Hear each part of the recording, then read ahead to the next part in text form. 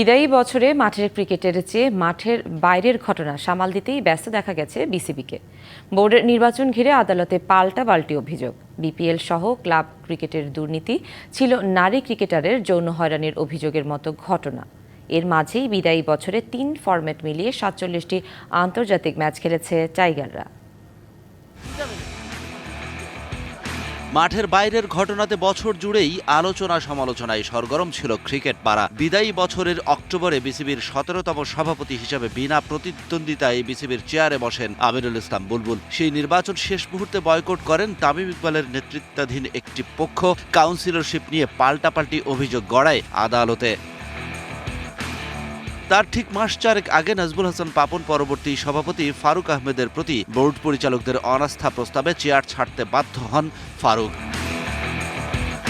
গেল বিপিএলে ফিক্সিং ইস্যুতে আরও একবার কলঙ্কের দাগ লাগে বিসিবির গায়ে। ফারুক আহমেদের আমলে বিপিএল সহ তৃণমূল ক্রিকেটে দুর্নীতি দুদকও হানা দেয় বিসিবিতে। ফিক্সিং ইস্যুতে গঠিত তদন্ত কমিটি দুর্নীতির প্রমাণ পেয়ে ৯০০ পাতার প্রতিবেদন জমা দেয় বিসিবিতে।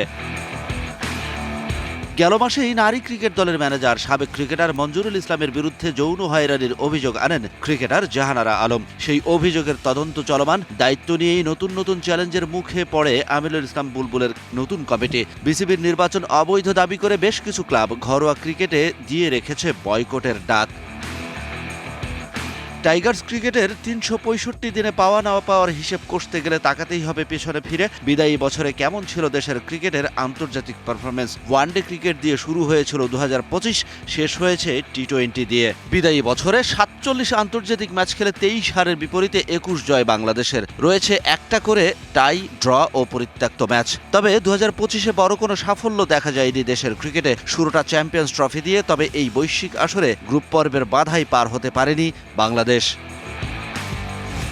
চ্যাম্পিয়ন্স ট্রফির পর শ্রীলঙ্কায় স্বাগতিকদের বিপক্ষে ৩ ম্যাচের ওয়ানডে সিরিজে ২-১ হার। সেই সফরের আগে হুট করেই নাজমুল হোসেন শান্তকে সরিয়ে মেহেদী মিরাজকে করা হয় ওয়ানডে অধিনায়ক। সেই সফরে টেস্ট সিরিজ শেষে টেস্ট অধিনায়কত্ব থেকে নিজেই সরে দাঁড়ান শান্ত। এরপর দুবাইয়ে আফগানিস্তানের বিপক্ষে সমান ম্যাচের ওয়ানডে সিরিজে হোয়াইট ওয়াশ। তবে হোমে উইন্ডিজের বিপক্ষে ২-১ সিরিজ জিতে ওয়ানডে বছর শেষ করে বাংলাদেশ।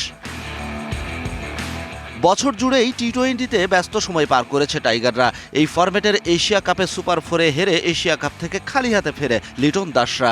৮টা টি-20 সিরিজের ৫টাতে জয়ের বিপরীতে ৩টা হার, যার ২ সিরিজে হোয়াইট ওয়াশ হয়েছে বাংলাদেশ। ম্যাচের হিসেবে ৩০ টি-20-তে ১৫ জয়, হার ১৪ আর ১ ম্যাচ হয়েছে পরিত্যক্ত। ২০২৫ সালেই নিজের ১০০তম টেস্ট খেলেন মুশফিকুর রহিম। সেই টেস্টে সেঞ্চুরি করে ভাগ বসান কীর্তিমানদের রেকর্ডে। সব মিলিয়ে বিদায়ী বছরে টাইগারদের খেলা ৬ টেস্টের ৩টাতে জয়, একটা ড্র আর ২ ম্যাচে হার।